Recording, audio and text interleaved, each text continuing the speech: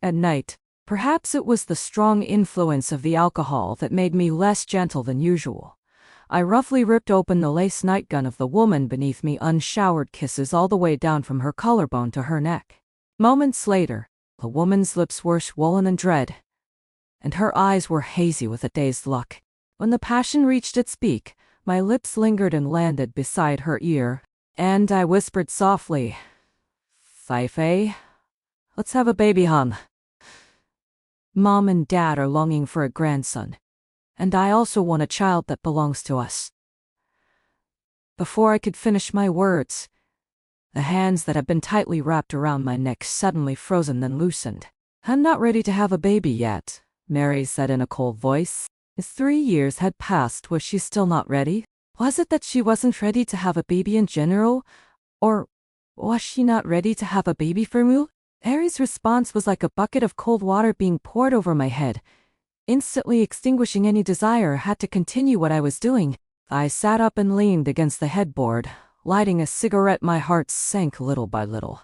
Before this, I had been thinking about giving each other one last chance. She once said that if I wasn't happy, we could get a divorce. In the 3 years since our marriage, she had always treated herself as a single young girl, indulging herself without any scruples and never considering my feelings. In fact, I had never been overly persistent about any one thing. It was just that those countless trivial matters piled up one after another, leaving me with no hope for the future of our relationship. I remembered that one day 3 years ago, she suddenly relented and agreed to her parents' request to marry me. At that time, I was overjoyed because I had finally married the girl I had been yearning for so much. I knew that her heart was still with her first love, and she didn't like me as much as I wished. However, I had always firmly believed that one day she would see my love and the kindness I had shown her. Over the past 3 years, I had been trying my best to warm her cold heart, but in the end, all my efforts turned out to be in vain. It was time to end this relationship that I cherished like a precious treasure, but she regarded as worthless. "Let's get a divorce." I exhaled a smoke ring and sighed softly. Mary thought I was joking. She gave me a disdainful look, turned sideways in a fit of pique, and swiped open her phone, completely oblivious to my gloomy mood. Her indifferent and nonchalant attitude stabbed at my heart once again. In an instant, I seemed to understand that we were never going to make it to the end together. My one-sided infatuation should come to an end. Looking at the smoke swirling in front of me, I recalled what had happened at dinner. Tonight was my father-in-law James' birthday. We had originally planned to have a small celebration at a hotel. However, my father-in-law disagreed. Saying that we should just have a simple meal at home this year then? He answered a phone call, his smile fading as he asked me in a slightly annoyed voice. I paused with the goblet in my hand and stopped arranging the table settings. "Before getting off work today, Fife said she had something urgent and left early. She told me not to wait for her." I said. "She said she'd come back later by herself." "Call her right now. This is simply outrageous." My father-in-law interrupted me. He motioned for me to put down what I was doing and sit down, then turned to his wife, my mother-in-law Karen, and whispered chidingly, "Look how spoiled our daughter has become." I swiped open my phone, and the interface of the Moments page came into view. Seeing Mary's newly updated post on Moments, he instinctively clicked on it without hesitation, instead of calling her first. Time passes by in a flash, yet my heart remains as it was. After going around in circles, I find that it's still you. At the roadside, a girl leaned her head on a boy's shoulder, and their shadows were closely intertwined as they nestled together. The streetlight at night stretched their shadows far into the distance. In an instant, a dull pain welled up in my heart. In front of me, Mary had never snuggled up to me like a delicate and clingy little woman. Except during our intimate moments, she had always been like a spoiled young lady, haughty and aloof in front of me, just like a proud peacock. Because I loved her, I had always assumed that was just her character, and never thought much more about it. Now, it seemed that I was the only one she treated differently.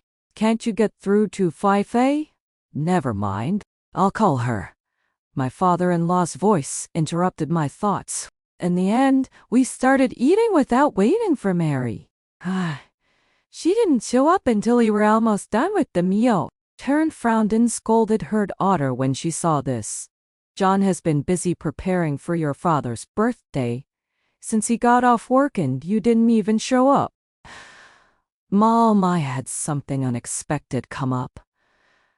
Mary cooed as she hugged her parents from behind, kissed each of them on the cheek, and wished her father a happy birthday. She scanned the sumptuous dinner table and then looked at me. You've worked hard, John. Although Mary expressed her gratitude to me, I could see nothing but perfunctoriness in her eyes, without a single trace of sincerity. It's what I should do, I said, retracting my gaze and nodding to my father-in-law and mother-in-law. After the meal, the maid set the cake on the table. Then we were about to insert the candles. My wish is to have a grandson as soon as possible, my father-in-law said, his eyes fixed intently on his daughter. So, this was the important thing my father-in-law had been talking about. He stood up, patted me on the shoulder, and his voice softened significantly. I won't have any of the cake, you guys enjoy it. I knew how kind the two elders were to me. They had been doing their best to maintain our unbalanced marriage. However, not all efforts can lead to success. Take our relationship. For example, feelings can't always be forced. It was probably for the best everything was still within reach, and fortunately we didn't have children yet. So, there were no more complicated ties between us. A few days later, I handed the divorce agreement to Mary while she was doing her makeup. This is the divorce agreement. Knit when you have the time, I said. Mary didn't respond or take it. She gave me a scornful glance, as if suspecting that the divorce agreement was not genuine at all. I let out a self-deprecating chuckle. You always said I wasn't manly enough. Well, today I lacked like a real man and fulfill your wish of all these years. Are you serious about this? Harry held the eyebrow pencil in her hand and continued to delicately trace her already very delicate eyebrows without the slightest pause. Just take a look and you'll know for sure. I said I had other things to attend to and then got up and left home. I knew that Mary had always been blaming me in her heart. She resented my existence, resented that I was too outstanding, both in terms of my appearance and my inner abilities. She resented that I had won too much favor from her parents, so much so that Robert didn't stand a chance in their eyes at all. Come to think of it, if their relationship had been deep enough, no one could have torn them apart. If Robert hadn't run away first, Mary wouldn't have chosen to marry me a year later. At that time, I naively thought that my silent waiting had finally touched her.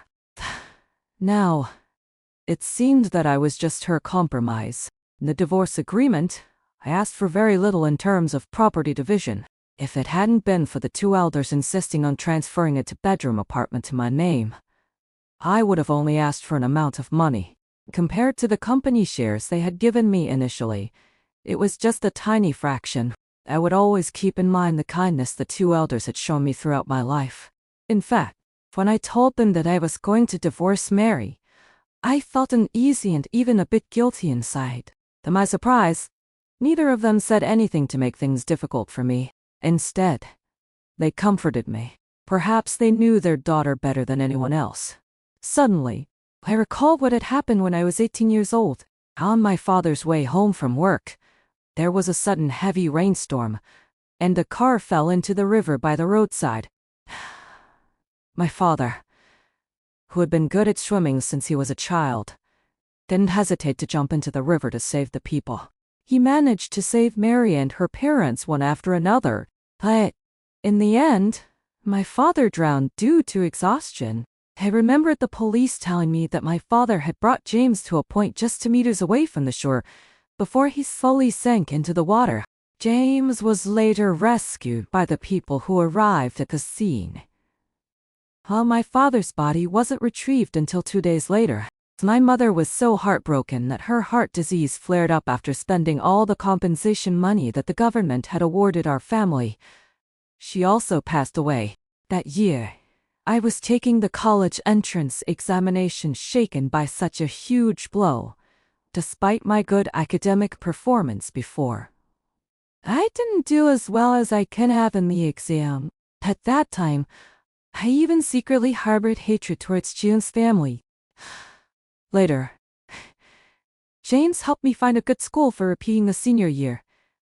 I stubbornly refused to go. It was my grandmother who scolded me, even hit me, and finally pleaded with me through her heirs that I reluctantly went back to school to repeat the year. A year later, I was admitted to a good university. Half the expenses during that period, including my grandmother's living expenses in her hometown, were silently transferred to my cart by James. Gradually, I emerged from my grief and became more mature in my thinking. I believed that if my father were watching over me from heaven, he wouldn't want me to live my life filled with resentment. So, I gradually accepted the kindness of their family. Since my internship, I had naturally joined the Sue family's enterprise. Mary truly stole my heart during my internships. He was 2 years older than me, and James asked her to show me around and help me get familiar with everything in the company. She taught me how to manage operations effectively, including business communication skills, project management techniques, and marketing awareness. These were things that I later had to study further on my own, as my major was actually graphic design. She was beautiful and had a cheerful smile. Unlike some girls who were overly sensitive and difficult to please, she was generous and graceful, just like an elder sister to me. She always insisted that I call her Sister Fife, but I never did. You're only 1.65 meters tall, and I'm 1.85 meters. I'm a full 20 centimeters taller than you. Do you really think I can call you that without feeling a bit awkward? I taunted her on purpose. Go ahead and call me. If you dare to call, I dare to answer, she challenged. No way you. Daydreaming, I retorted. Hey, we got along really well and often had fun joking around and playfully teasing each other. Later, the two elders noticed my feelings for Mary and had their own plans. They deliberately tried to match us up. That was when I realized that Mary had been waiting for her first love all along. She said that she had always regarded me as a younger brother. She rejected her parents' suggestion, and from then on, she began to keep a deliberate distance from me.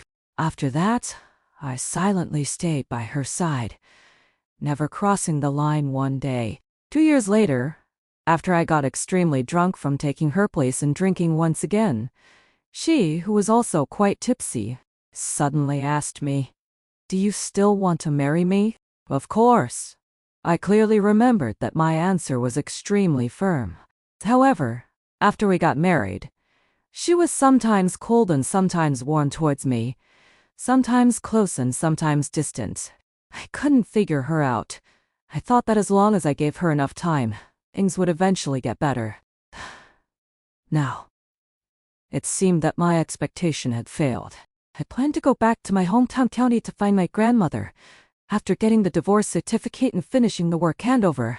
On the 5th day after moving out of the Sue family's house, during my lunch break, I received a message from Mary on my phone.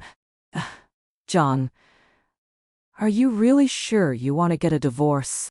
It was ridiculous. 5 days had passed, and she was only thinking about the divorce now? After reading the message, I didn't reply. I thought that the divorce agreement was enough to demonstrate my determination. When I got off work and walked to the parking lot that night, I saw Mary waiting there. I gave her a distant look and then averted my gaze. I opened the driver's door and got in directly. The door of the passenger seat on the other side was immediately opened.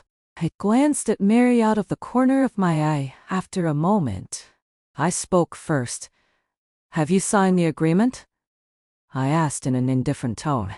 "Are you really serious about this?" Mary's beautiful eyes were fixed on me intently, as if she was trying to see through my innermost thoughts. Perhaps at this moment, she still couldn't believe that I who had been so devoted and tolerant to her for 3 years, would take the initiative to bring up the topic of divorce. Of course you should know me well enough, after all these years of being together, I said. I'm the kind of person who doesn't say things casually once I make a decision. It's well thought out and not easily changed, just because I said I wasn't ready to have a baby. Sort of, I replied. I didn't want her to keep bombarding me with questions, so I just went along with her words. I knew that there is no point in seeing any more. Perhaps Mary didn't expect me to admit it so straightforwardly.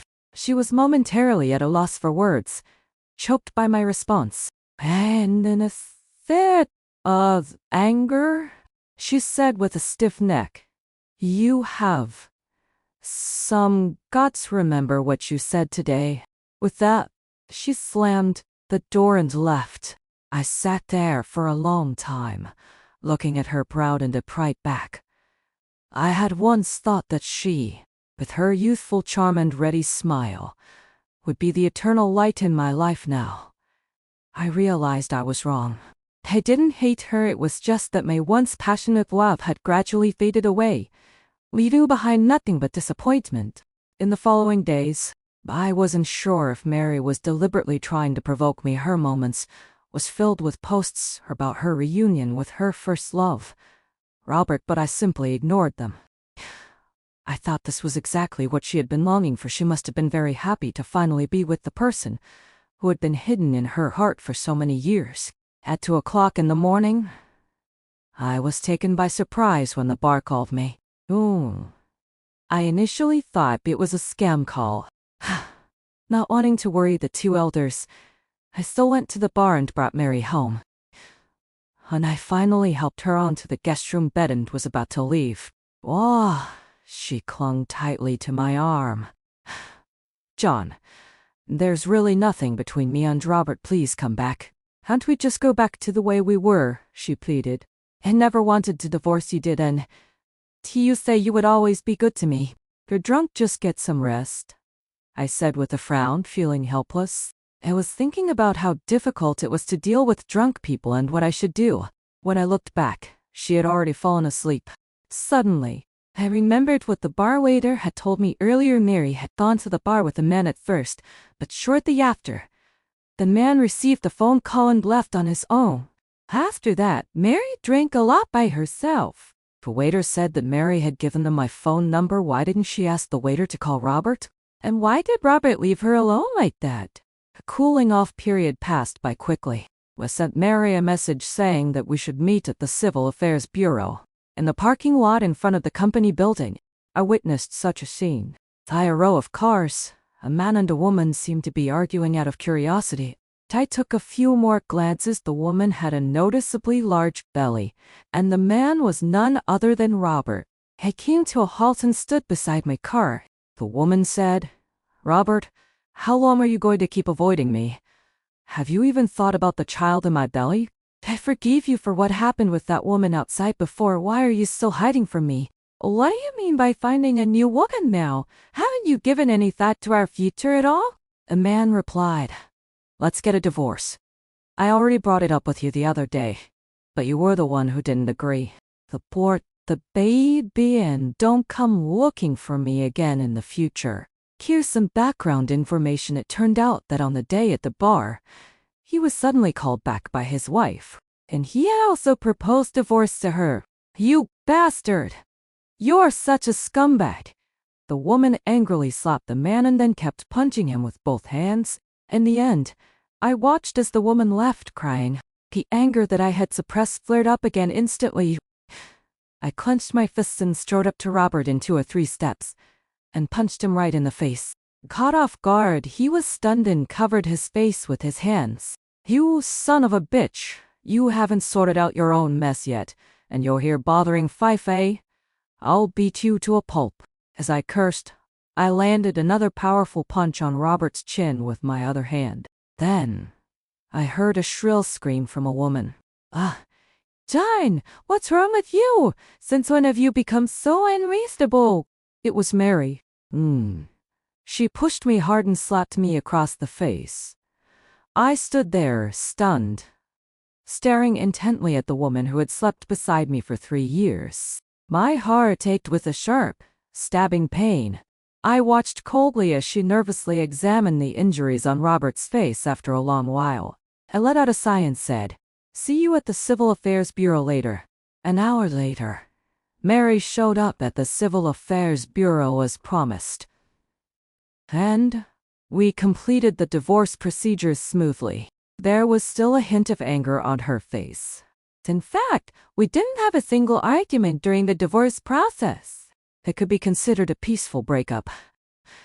When we were about to leave, I had originally wanted to say, "Take care," to her in the end. I didn't say anything.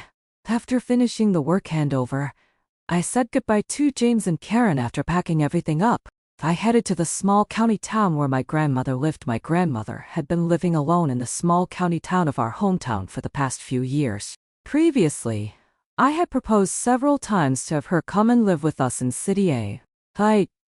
She always refused. James and Karen also, every time they accompanied me to visit her in the county town, would suggest taking her with us. She always said that she was used to living in her small county town, where she had familiar neighbors and friends, and she didn't want to leave. This time, I finally had the opportunity to keep her company. Maybe I would also come to like this place. My arrival made my grandmother both happy and sad. She was happy that I would be by her side from then on, but sad that I had gotten divorced and could no longer develop as well as I did in the big city. I comforted my grandmother, saying that I was sure I could also make a good life in the small county town. About a month after I returned to the small county town of my hometown, I received a phone call from James. He said that there were some problems with the company's tax accounts, and the tax bureau had approached them several times. She asked if I could spare some time to go back and help out, because after I married Mary, he had gradually entrusted the affairs of his company to me. In fact, not long after I returned to my hometown, I began to set up my own small advertising company. This was a small business opportunity I had discovered while working in the Sioux family enterprise, and it was also related to my major. At that time, I had just found a studio, and some initial matters hadn't been fully sorted out yet, so I could still manage to go back. And I agreed to James's request. Harren had someone clean the house thoroughly for me in advance the day after I arrived in City A. I threw myself into the work. Since I had been away from the company for quite a while, I had to ask Mary to cooperate with me at work. When I saw her again, I noticed that she had lost a lot of weight. During the working hours, I didn't allow myself to be idle.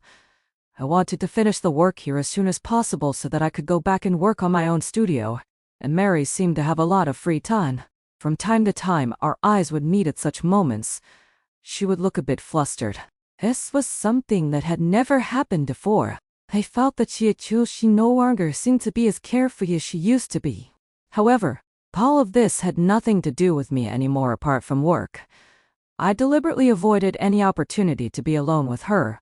On the first weekend after I returned to City A, James invited me to have dinner at home again, and it seemed that I couldn't decline any longer.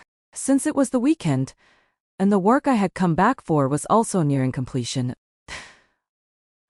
I told James that I would invite the superior leaders to have a meal in a couple of days, and then this matter would be successfully resolved. At the dinner table, James thanked me politely and gave me quite a lot of alcohol. After that, they asked me to stay in the guest room of the villa, but I refused. So they asked Mary to drive me back to East Street, and I couldn't say anything more. When we arrived at the residential area and I got out of the car, Mary tried to support me several times, but I subtly avoided her. Seeing the look of disappointment in her eyes, my heart still ached faintly. I forced myself not to look at her, fearing that the emotional wall I had built up would collapse at that moment. I was even more afraid that I would fall in again and get hurt even deeper. When we reached the door of my house, I said again, "It's getting late. You can go back. I'll be fine on my own." "John, can't you even invite me in to sit for a while?" Mary rarely lowered her Ryden pleaded in a low voice. Hi. It was ridiculous. I still couldn't refuse her.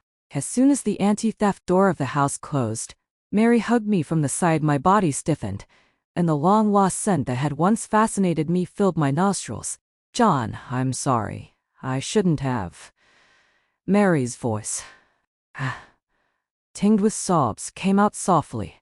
Not long after I returned to my hometown, I noticed that Mary had deleted all the bits and pieces about Robert from her moments, leaving no trace at all.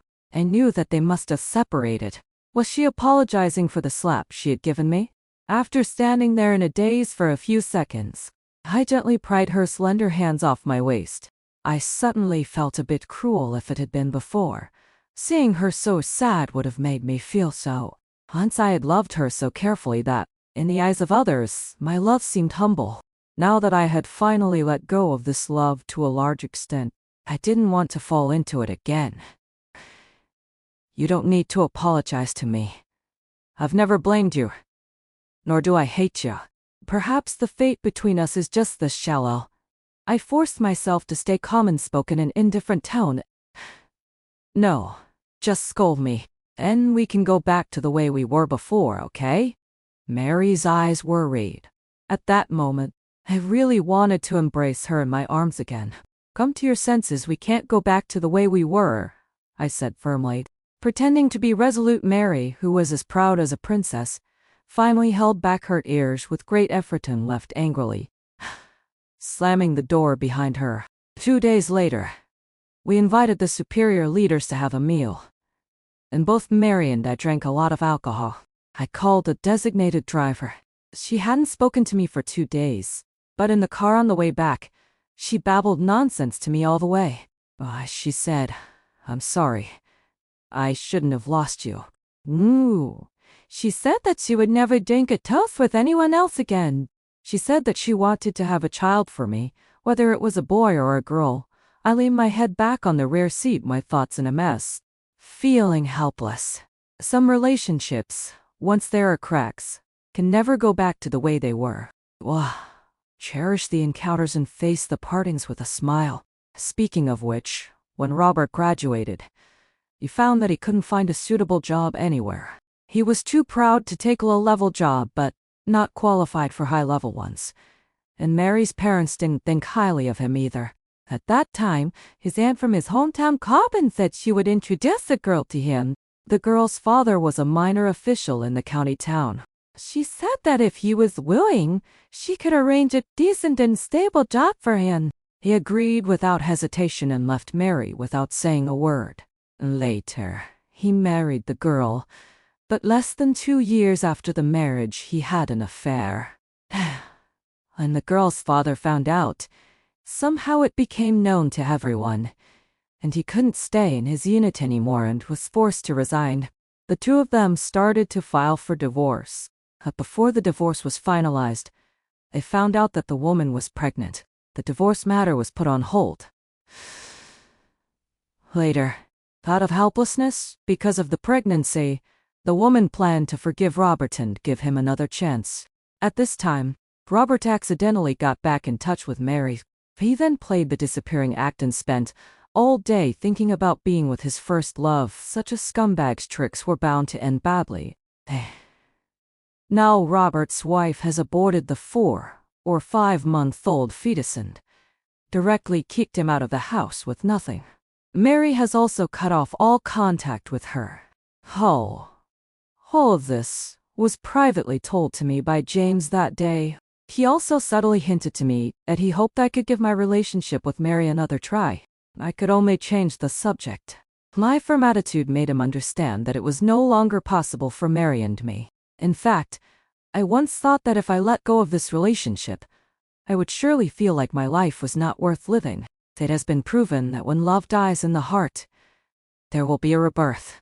After returning to the small county town of my hometown, I stayed in my studio all day long. I was often busy from morning till night. One day, my grandmother actually got lost on her way to bring me lunch. I found out only when a girl called me. I immediately took a taxi there. When I arrived, I realized that the girl was the daughter of our neighbor upstairs. My grandmother smiled at me and said, "John, this is Ying Ying, the daughter of Aunt Lee upstairs." She didn't look panicked at all, as if she hadn't gotten lost. In fact, my grandmother had never brought me lunch before. She said that she had bought very fresh beef ribs at the market that day and wanted to bring me some after stewing them, so that I could eat them while they were still hot. "Thank you so much. Thank goodness you called me." I thanked the girl sincerely. "You're welcome. I just happened to be here tutoring students and came across her." The girl smiled shyly. My grandmother took the girl's hand and squinted her eyes. "Ying, Ying, Ying. This is my dear grandson, John." Okay.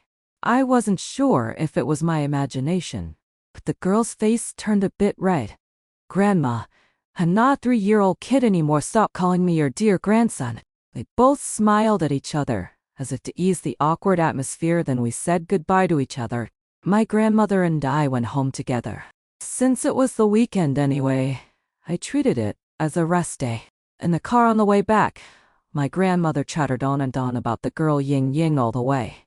Her original name was Jennifer. She was 8 years old and was an elementary school teacher. Her father had passed away due to illness 2 years ago, and her mother was also an elementary school teacher. Because my grandmother had been living alone at home for all these years, and they were also a single mother and daughter, they often visited each other. Since I started kindergarten, my parents had taken me with them. My grandmother had been an old neighbor of theirs for decades, so they got along very well. My grandmother asked me what I thought of Jennifer. I knew what she meant and immediately stopped her from saying anything more inappropriate. "Grandma, she's still a young girl. How can I? The divorced man mess with her?" I repeatedly told her not to mention it again in the future. Seeing my serious expression, she didn't say anything more, but her eyes were full of regret. I held her hands affectionately and promised her that if I met a suitable girl, I would try to get along with her. It had been almost 2 months since I left City A. It was my grandmother's birthday that day. I had originally planned to take her out for a stroll and then take her to a hot pot, but she said that in previous years, they had eaten out, and this year, it would be better to cook at home. She also said that it would be more lively with more people, and she had invited Aunt Lee, our neighbor, and her daughter to come for lunch. So she asked me to buy more groceries. Since it was the old lady's birthday, I could only do as she said.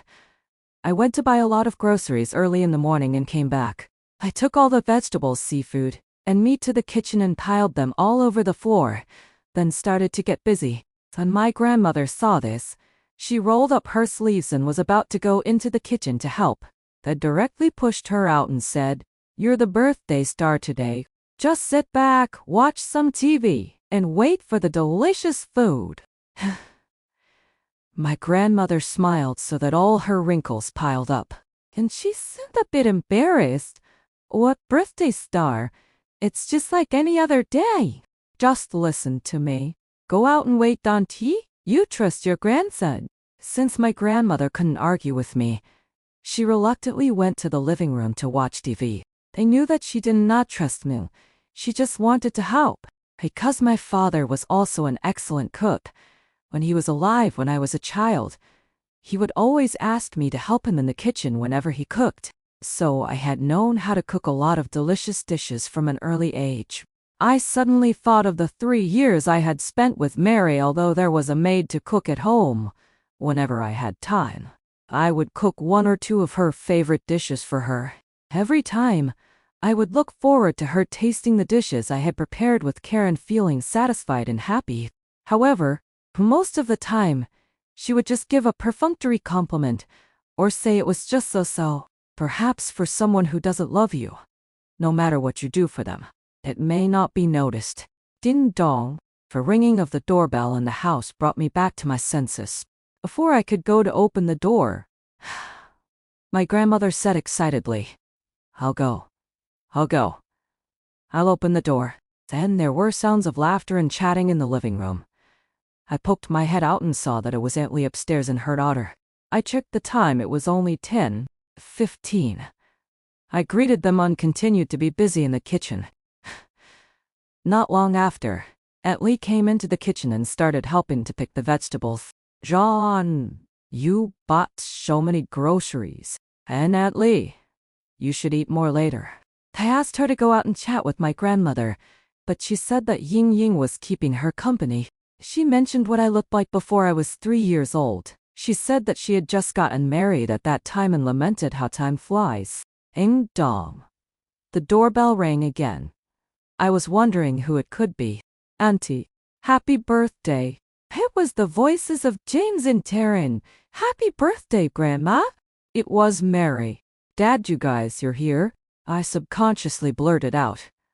But the words got stuck in my throat later. James, Karen, and Mary, the whole family of 3, had come. They were carrying big and small bags of things. In previous years, on my grandmother's birthday, we would also come back together to celebrate it for her. I just didn't expect that even though I had already divorced Mary, they would still come to celebrate Grandma's birthday with us. Later, the situation became a bit, how should I put it? Let's just say, it was a bit chaotic. And Lee asked me to go out and entertain the guests. Jennifer felt a bit awkward sitting in the living room, so she went into the kitchen to help out.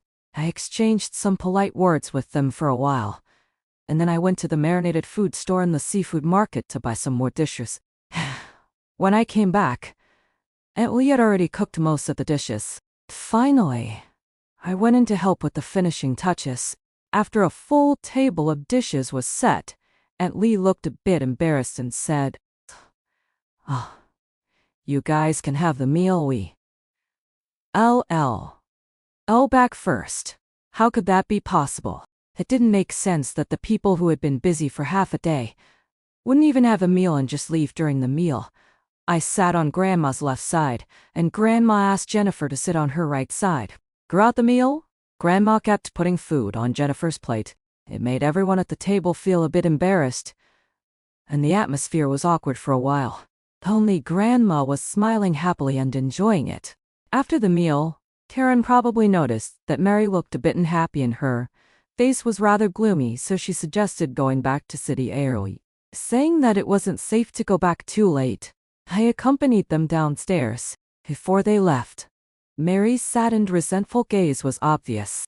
However, I could only pretend not to see it. I waved goodbye to them. After that, I blamed Grandma for constantly putting food on Jennifer's plate, which made everyone feel a bit awkward. She replied to me that since Jennifer had come and been busy all morning, she should eat more. I said that wasn't what I meant. Finally, Grandma admitted that she had deliberately done it to provoke Mary. She said, "What a great grandson I have, but she didn't know how to cherish you." I told her that she shouldn't use Jennifer as a means to an end. But she said that she really liked Ying Ying and thought she was very sensible.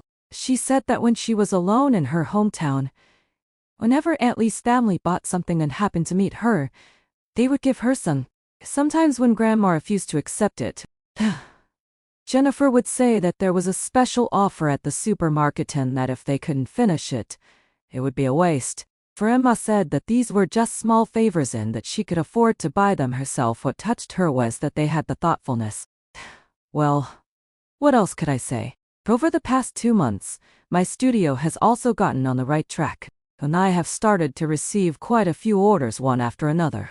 I plan to hire a college graduate boy to help me when the time is right. One afternoon, I was busy and suddenly looked up to see Mary's face. I thought I was dreaming. After being stunned for a few seconds, I finally came to my senses. "What's wrong? You don't recognize me after just a few days?" Mary said in a sarcastic tone. "No, I just didn't expect that I would come all the way here to find you." Mary laughed self-deprecating lie.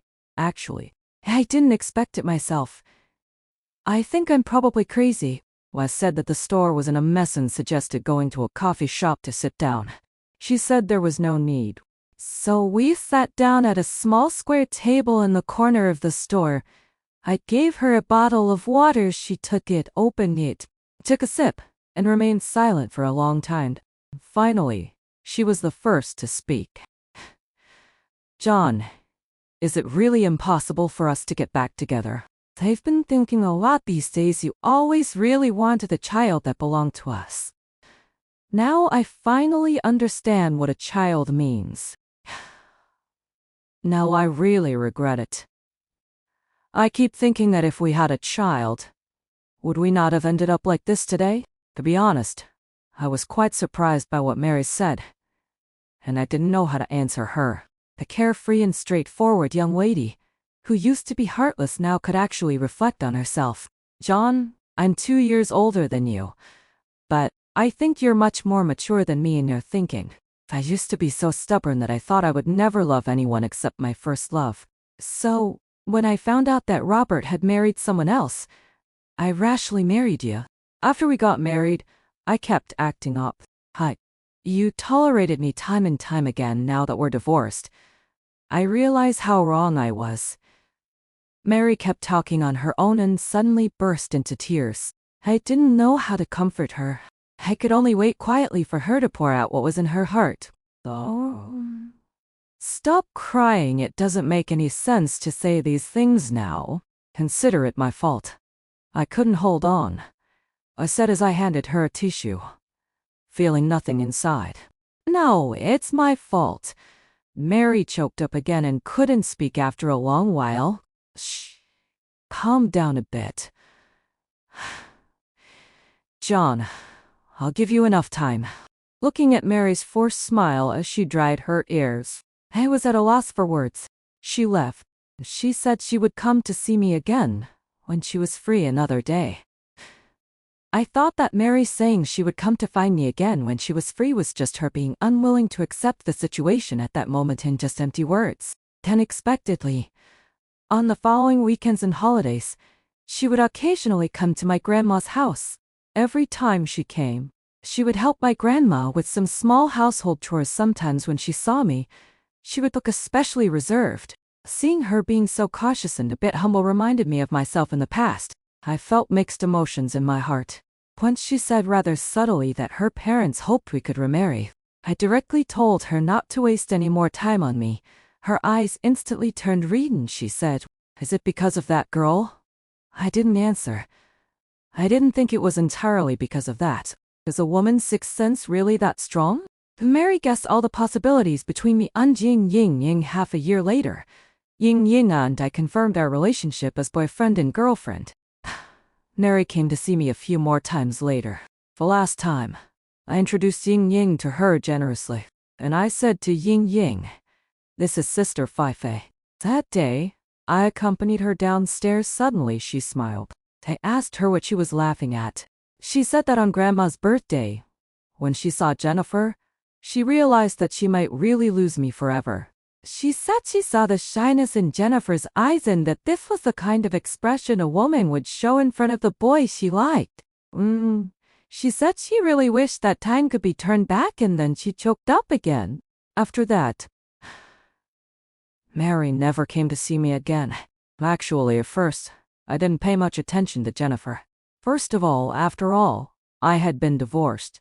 And as a young girl, she had enough advantages to choose someone better. Secondly, I had some misunderstandings about quiet and cute girl next door types. I always thought that such girls were melodramatic, prone to crying, and needed to be coaxed and given a sense of security all the time. In fact, that wasn't the case. Jennifer might seem gentle and delicate on the outside, but she was quite independent on the inside. For a long time, she had been silently being kind to me. It reminded me of myself in the past. I admit that at the beginning, I agreed to Grandma's suggestion to try to date her out of gratitude. As we got along and I got to know her better, I discovered her goodness. The original gratitude turned into affection. When I finally saw clearly what was in my heart and confirmed that I had fallen in love with her, I realized that some people were just passers-by in my life, and the true salvation that belonged to me was waiting for me not far away. Perhaps it's only when you reach a certain age that you understand that some things and some people can't be forced. What you think is the end is actually just another starting point. Fate has its own arrangements. Let everything go with the flow. Don't heed well on the past, and don't be afraid of the future.